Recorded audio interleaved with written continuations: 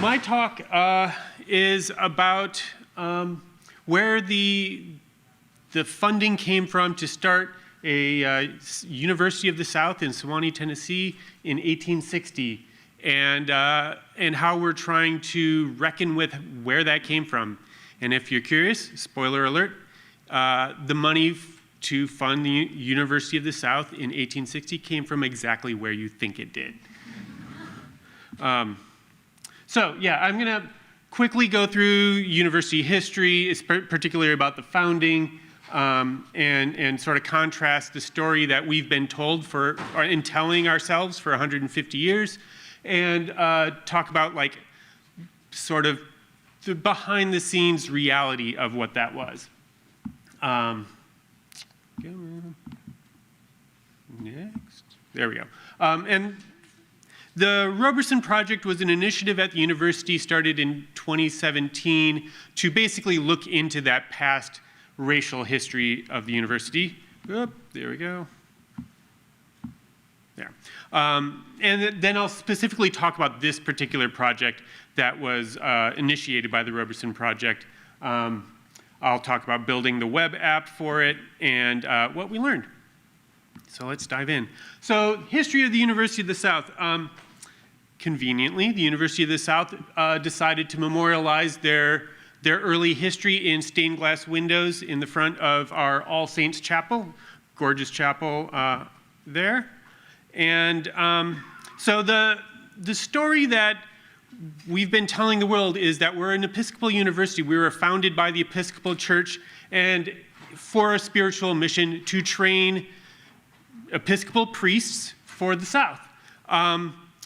The University of the South, as far as anyone has ever found in records, has never owned any slaves.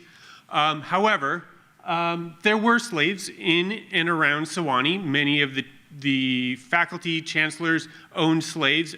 But we've told ourselves that this was incidental, that it wasn't an inherent part of the university. So, to get into the actual history, the Episcopal bishops in the 1830s started looking for a place to have a church in the South. They wanted to train natives for natives, and this isn't Native Americans, it's Native Southerners. Native Southern white men, right? Of course. And mainly the purpose was to, basically the stated purpose was to make a university in the South independent of those northern influences and northern, mentalities. So in around 1850, mid-1850s, the Sewanee Mining Company decided that the land around what is now Sewanee, Tennessee, had coal, but it wasn't economical, so they donated it to the Episcopal Church. It was about 1,000 acres, and of course, the profits from that particular company was mainly from convict leasing. The university was founded in 1857 on that land. There was nothing there at the time. This was basically a founding so that they could start raising money to start building buildings. And again, it was mainly to create a Southern university independent of Northern influences. So here's an early map of those original 1,000 acres, and they have fun landmarks, as you find in these, as things like stake in the birch. And I think one of these is the 5-inch hickory is over there. Gotta love those. They quickly added on more land, like almost instantaneously. They're like, here's our 1,000 acres, we're gonna make this bigger. And they immediately started planning. This is one of the early plans for the university. And they, you may not be able to see, there's a bunch of like little buildings on there. Oh, it doesn't show up on there. That's okay.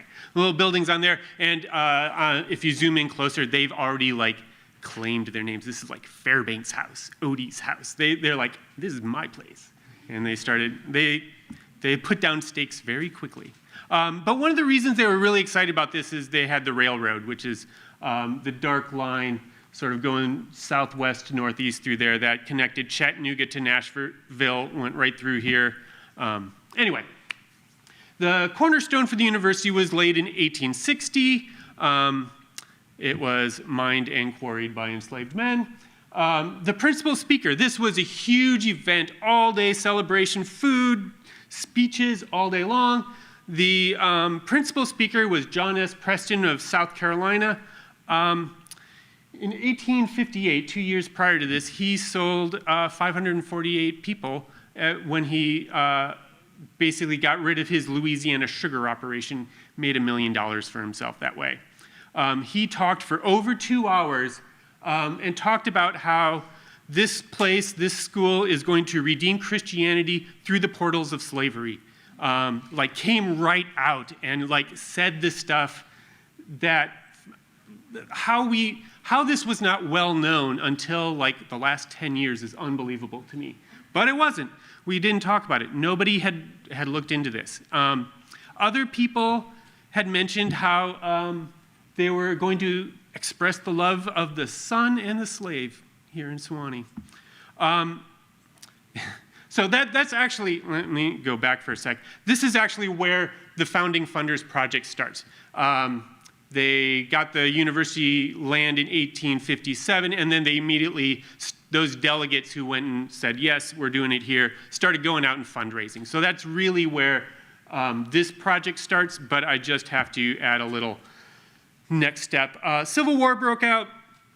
1863, Union troops came through and they blew up that cornerstone, and University of the South decided to memorialize that in the stained glass window, which I thought was an interesting choice.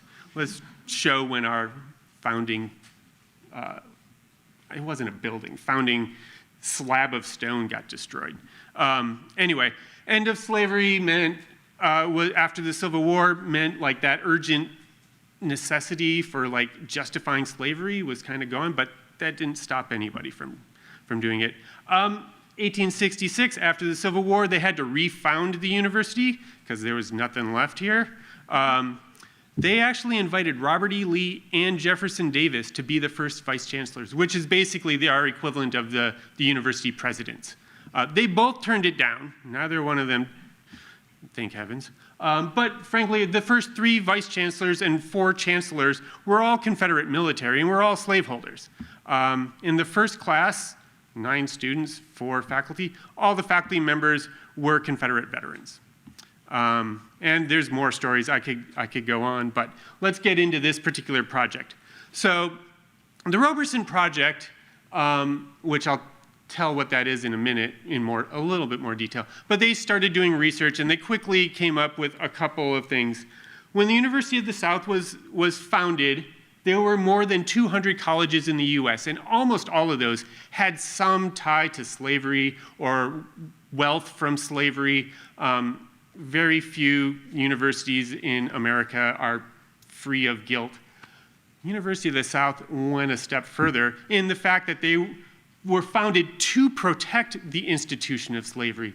They were launched expressly to reinforce the slaveholding society. One of the goals was to provide scientific scholarship to prove white racial superiority, right? Like, it doesn't get worse than this. Come on, people. Anyway, so when they went out to raise money, who are they going to go raise money from?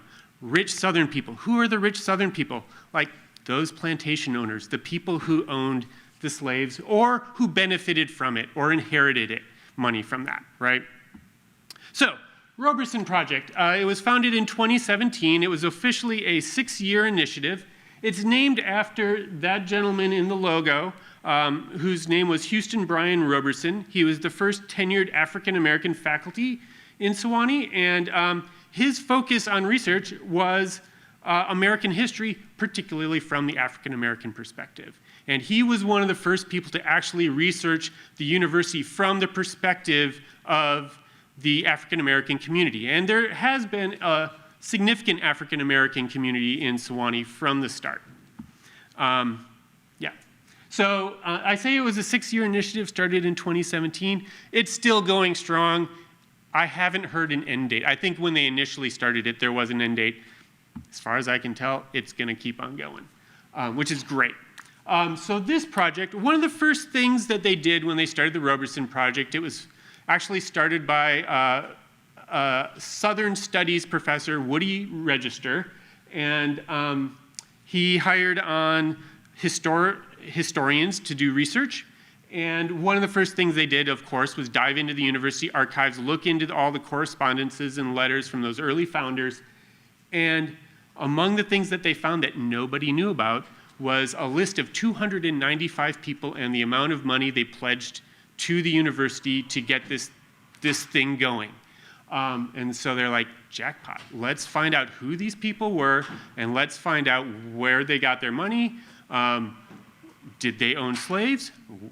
Where were they from? And so that's where this project came in. Right, so it is assessing the depth and breadth of investments in enslaved human property by the nearly 300 people who pledged money to the university.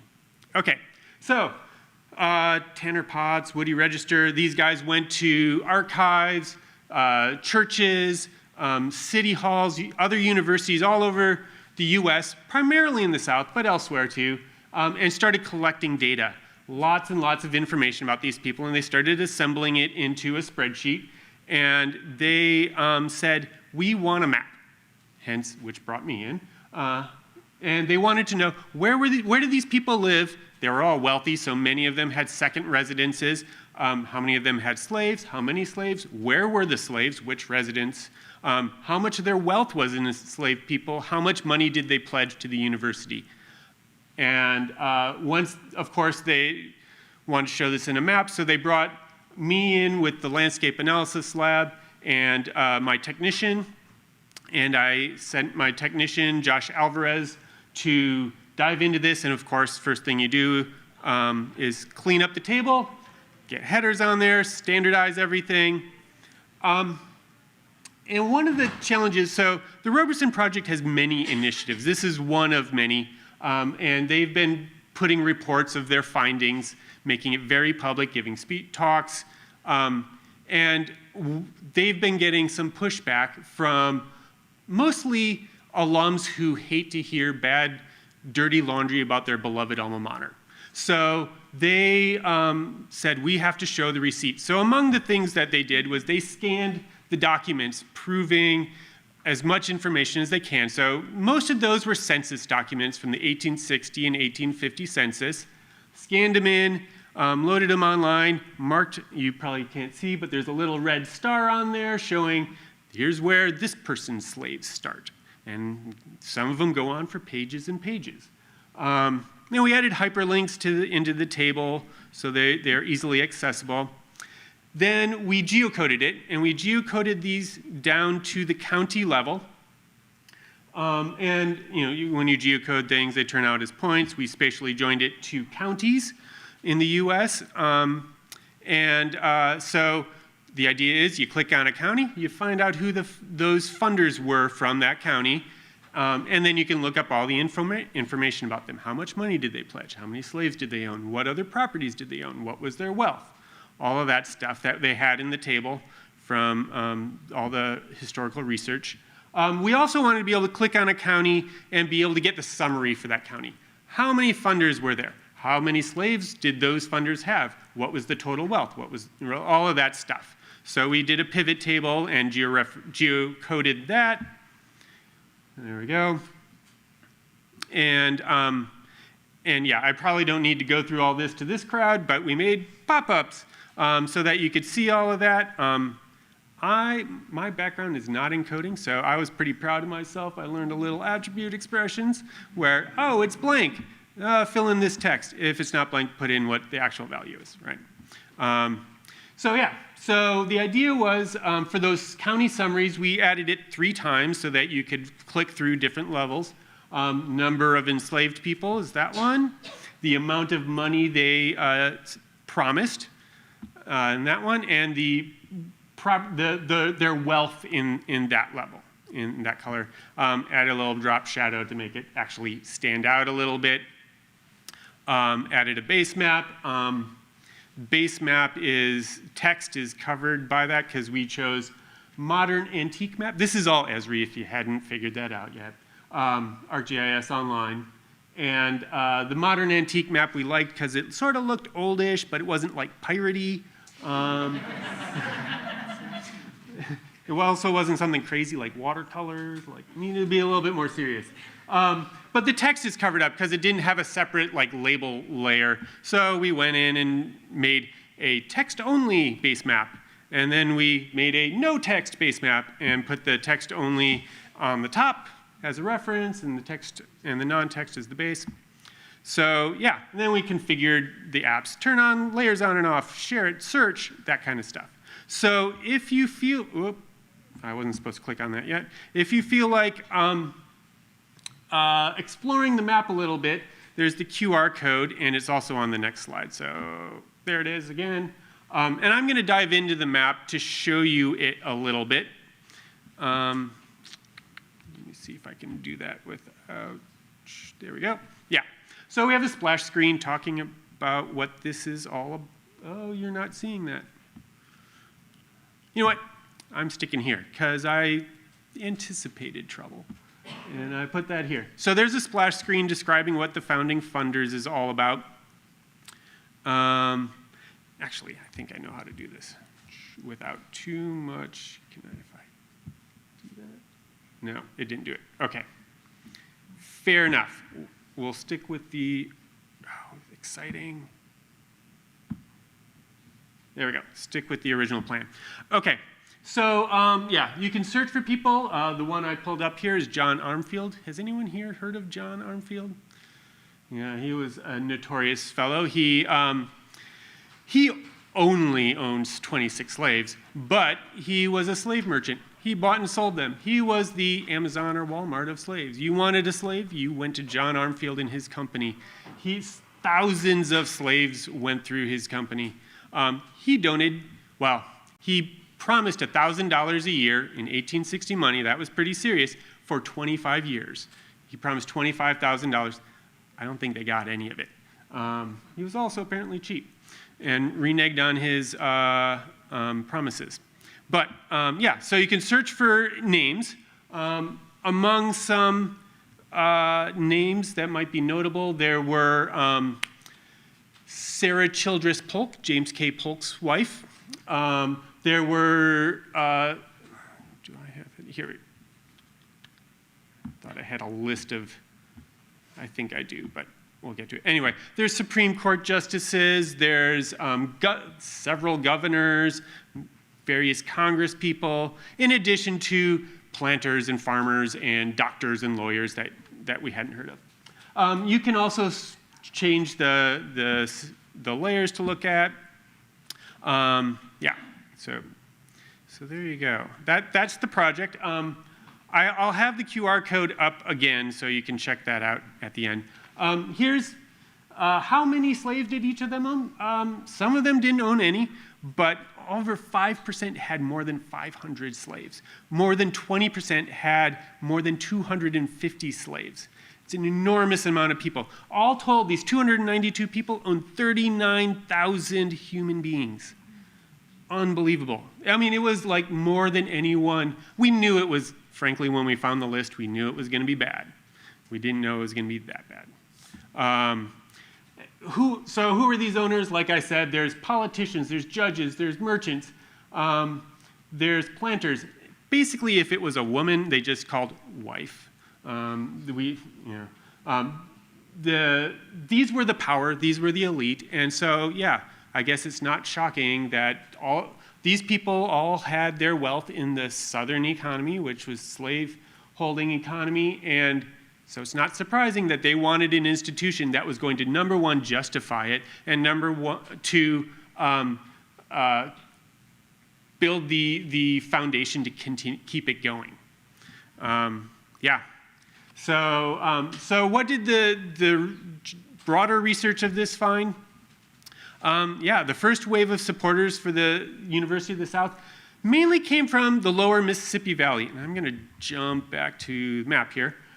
Yeah, so this is where the money came from, and it mostly came from lower Mississippi Valley, southern Louisiana, frankly, they could have gotten the entire 1.2 million just from there, but they wanted it to not be the lower Mississippi Valley. They wanted it to be across the South, so they broadened. A lot came from what's referred to as the Black Belt, the plantation belt in Alabama, Georgia, and then the coastal elites also donated large chunks. So that's where the money came from. Frankly, the lower Mississippi Valley had more millionaires per capita than anywhere else in the US at the time. That was the wealthy people. Yeah, the university raised promises of 1.2 million. We don't actually know how much of that came in, but it was very clear they did not get $1.2 million out of these people. But it was one of the largest single financial assets. To give a little perspective, in 1860, Harvard University took 200 years before they raised over $1 million. Like, they did this in like 4 or 5 years. And yeah, it came from the wealthy 1%. Those 295 funders represented 17% of the entire area's slaveholders. And a fifth of the university, I talked about this already, a fifth of the people who donated money had more than 250 slaves. And the Episcopal Church in the South was the common denominator. They brought the university together with the labor and wealth, right? That was sort of the glue that put them all together. So that's the talk. These are the people who worked on this. The Roberson Project, those were the main researchers. The student interns also did a lot of research. And if you go to the Roberson Project or the founding funders, many of them wrote up blog posts about their experience and stories of the people they learned about. And here's those 3 QR codes for the Roberson Project. They have a website just for this project, and then, of course, the map itself. Yeah. Thank you very much for listening. And if we have time, I'm happy to take some questions.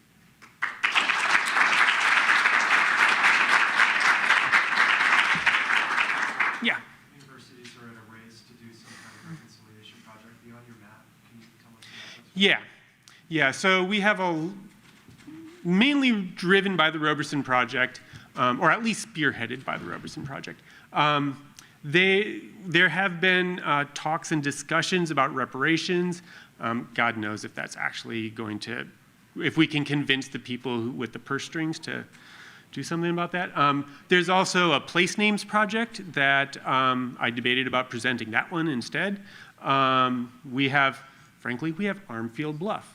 Like, we have names, as you might imagine, all over our campus named after these people. And there's a large movement to change those, but there's almost so many, we're almost like, where do you start and where do you cut it off? And what do you replace those names with? So not a lot of progress has been made other than identifying those. They do, but the committee that's working on that has identified the problematic names, and they're now working on, like I said, where's the cutoff? What's bad enough or not too bad enough to change a name, and what do we replace it with? And like I said, the research is ongoing. This is an ongoing project. We have data on a lot of these people, but not all of them. Some of the data is incomplete. We anticipate continuing researching on this. And one thing I did want to say is, I do have to commend it to the university to, frankly, fund this, to hire. Woody Register, the first person on the Roberson Project, was tenured faculty. None of those other people were at the university before this project started. They were all hired to do this research. And a couple of those have now moved on to faculty positions in history department or within the Roberson Project. So while the history is like dreadful, they're funding this. It was a 6-year initiative that is ongoing. We're past the 6 years. There's no sign of it going away. There's no sign of them slowing down. And they give talks all over the country at various historical and similar conferences. So, kudos to them for not hiding this, for making it really transparent and putting it up front and center. Yeah. Thanks so much for the presentation. This is a really great initiative. I'm curious if the student body has engaged with this project at all, or how they've responded to it.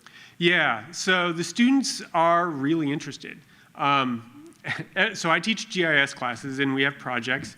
And I would say almost every semester, some student says, I want to map all of the problematic place names on campus. And I'm like, it's kind of already been done. But they're really interested in it. And there is serious competition for those internships. Like, they have to apply. They put in a lot of work. They don't get paid well. Yeah, they are, I have to say, I haven't talked to anyone at the university who has, frankly, any complaints about this research. The complaints I hear are second or third hand from Woody and people who go off and give talks, and then some cranky alum comes in and like, how dare you? Surely this can't be true. And like, it is. Here's the receipts. Here's the documents,